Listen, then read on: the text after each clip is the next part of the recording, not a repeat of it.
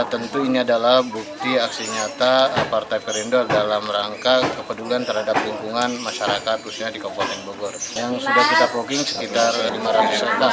Permintaan warga sangat banyak ya karena memang ini adalah musim hujan. Pasca hujan ini sudah barang tentu jentik-jentiknya mangrove akan selalu tumbuh sehingga perlu ada antisipasi penanganan khusus bukan penyemprotan fogging di masyarakat ini.